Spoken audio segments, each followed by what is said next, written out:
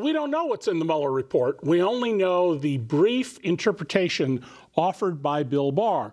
But that interpretation opens whole new cans of worms.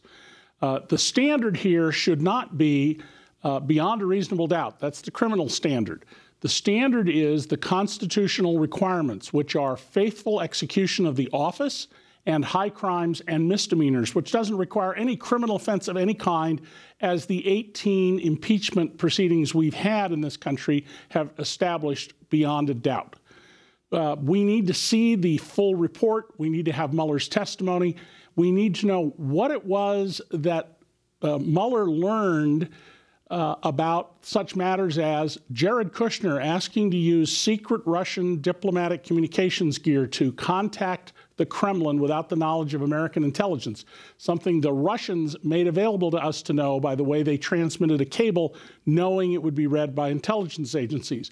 We need to know why Don Jr., who said love it when offered help by the Kremlin, was not questioned or indicted, most likely because his lawyer said he would take the Fifth Amendment. But why was he not charged? And we need to know about why he didn't call FBI counterintelligence, which is the only thing any decent and patriotic American would do when given an offer by a foreign government to interfere in our election. And there's a lot more that we need to know. We need to see the report in full. We need to hear Mueller's testimony about it, not just Bill Barr's interpretation of it, especially given that Barr sought this job and has positioned himself as someone who believes essentially the president virtually cannot commit a crime under our Constitution, certainly not obstruction of justice. We know that the Russians offered to help the Trump campaign. We have the emails proving that, and we know that Don Jr. was not interviewed.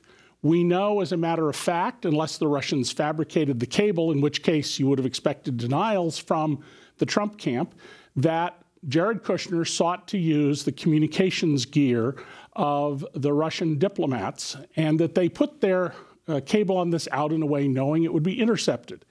We know, and Glenn certainly wouldn't dispute, that the Russians tried to interfere in our election.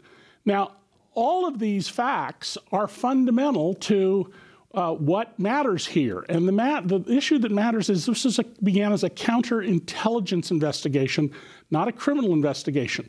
And I don't think Bob Barr has completely, as Glenn suggested, distorted what was said here, but I think his 4-page summary doesn't give us the full picture. After all, the only place he quoted the Mueller report was that it did not exonerate Donald Trump on the issue of obstruction of justice. We need to see the report.